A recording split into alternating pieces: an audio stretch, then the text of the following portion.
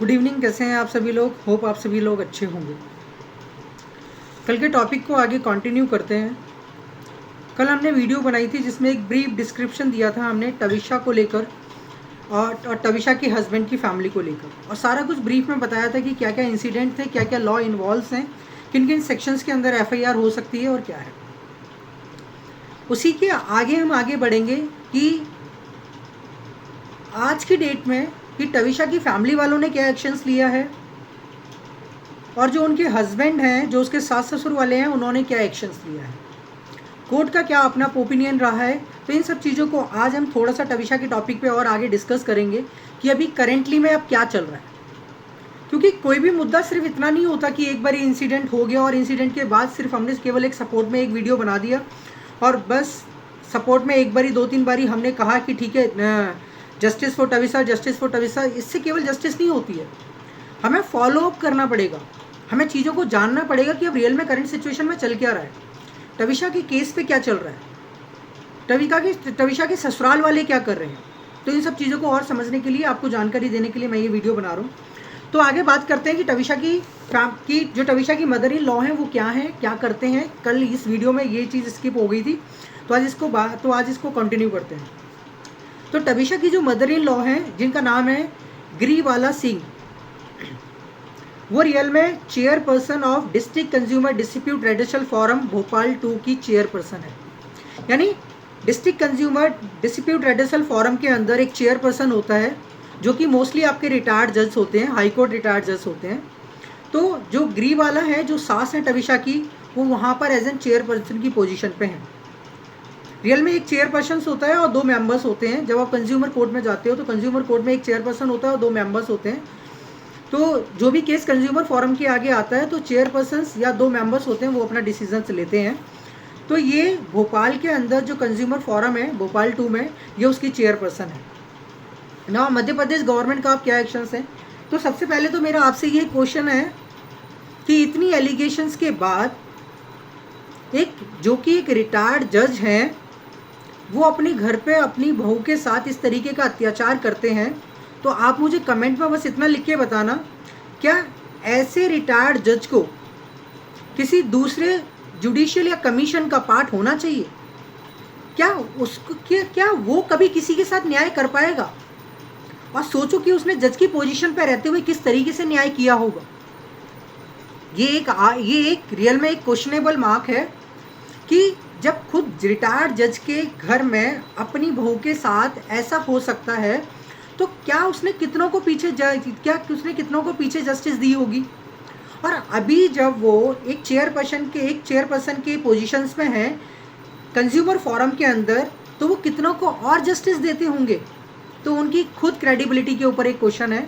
तो आप मुझे कमेंट में लिख के बताना कि क्या उनको अभी भी चेयरपर्सन की पोजीशन पे होना चाहिए या नहीं होना चाहिए, बस इतना कमेंट में बताना। बाकी मैं आपको बताता हूँ कि मध्य प्रदेश गवर्नमेंट का इसके ऊपर क्या एक्शन रहा, मध्य प्रदेश गवर्नमेंट ने क्या एक्शन लिया। तो food civil supplies consumer protection department ने आज मई 20 2026 को एक लेटर इशू किया है रजिस्ट्रार को of state consumer dispute redressal commission को कि एक इंक्वायरी कंडक्ट की जाए ग्रीवाला सिंह के अगेंस्ट में, जो चेयरपर्सन है, क्योंकि उनके ऊपर अब FIR दर्ज हो चुकी है हरासमेंट, डाउरी वगैरह से रिलेटेड। ठीक है। टविशा की फैमिली ने क्या एक्शंस लिया है।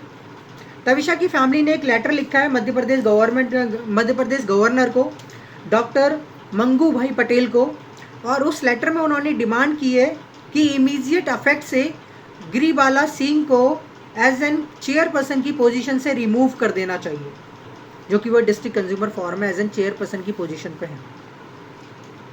ठीक है। आगे भोपाल कोर्ट का क्या रिएक्शन है, क्योंकि जब भी कोई मैटर हुआ है, FIR हुई, तो कोर्ट में मैटर चलेगा। अब कोर्ट में क्या हुआ, जो मोस्टली जो टविशा के ससुराल वाले हैं वो डिमांड कर रहे हैं कि ऑटोप्सी सेकंड टाइम होनी चाहिए, दोबारा से पोस्टमार्टम होना चाहिए। तो डिस्ट्रिक्ट कोर्ट ने इस अपील को खारिज कर दिया है, रिजेक्ट कर दिया है। और लेकिन हाउएवर जो मेन चीज़ है कि सेकंड ऑटोप्सी तो रिजेक्ट कर दी डिस्ट्रिक्ट कोर्ट ने, बट बॉडी को अभी तक डिस्पोज ऑफ करने के ऑर्डर नहीं दिए हैं, बर्न करने के नहीं दिए हैं, जो रिचुअल्स होते हैं वो परफॉर्म करने की अभी परमिशन नहीं दी है। बॉडी को अभी प्रिजर्व रखा जाएगा लो टेम्परेचर के ऊपर, ये डायरेक्शंस दी गई है। एक और चीज़ आपको बता दें कि टविशा के हस्बैंड, जिनका नाम था सामर्थ, जो कि पेशे से एडवोकेट थे भोपाल के अंदर, वो अभी तक अरेस्ट नहीं हुए हैं, वो अभी तक अब्सकॉन्डेड हैं, भगोड़े हैं वो अभी तक। और कॉन्टीन्यूसली जबलपुर हाई कोर्ट में उन्होंने एंटिसिपेटरी बेल लगाई हुई है। ठीक है, तो आप कमेंट में ये भी बताना क्या उनको हाई कोर्ट से बेल मिलनी चाहिए, और अगर वो अब्सकॉन्डेड हैं तो अभी तक उनको पुलिस ढूंढ क्यों नहीं पा रही है। ऐसा इंसान भाग रहा है डर के, और पुलिस, मध्य प्रदेश की पुलिस उनको पकड़ नहीं पा रही है। ये तो नामी ग्रामी फैमिली है भाई। उनके उसकी जो सामर सिंह की जो माँ है वो रिटायर्ड जज है, वो खुद एडवोकेट है, उसको ढूंढ नहीं पा रहे हैं। वो एंटिसिपेटरी बेल फाइल कर रहा है। क्या एंटिसिपेटरी बेल फाइल करने के लिए वकालतनामा नहीं फाइल किया गया होगा? क्या वकालतनामा नहीं साइन किया गया होगा? क्या एडवोकेट को नहीं पता होगा कि सामर्थ कहाँ पर है? तो उनको पकड़ा क्यों नहीं जा रहा है? वो अभी तक अब्सकॉन्डेड है। कमेंट में बताना जो भी आपके व्यूज़ है। मैंने जस्ट एक इन्फॉर्मेशन पर्पज़ से आपके साथ ये वीडियो शेयर करी है, आपको कैसी लगी मुझे बताना। और जस्टिस के लिए हम, टविशा शर्मा की जस्टिस के लिए हम हमेशा खड़े रहेंगे। वाकई में एक लड़की के साथ बहुत गलत हुआ है, वो भी एक ऐसी फैमिली ने किया है जिससे ये एक्सपेक्टेशन ही नहीं थी, जिसने खुद न्याय किए हैं और आज भी वो कंज्यूमर फोरम में बैठ के न्याय कर रही हैं, उनके खुद घर में अन्याय हो गया। कमेंट में बताना मुझे जैसा भी आपका व्यू। नमस्कार, वीडियो देखने के लिए धन्यवाद।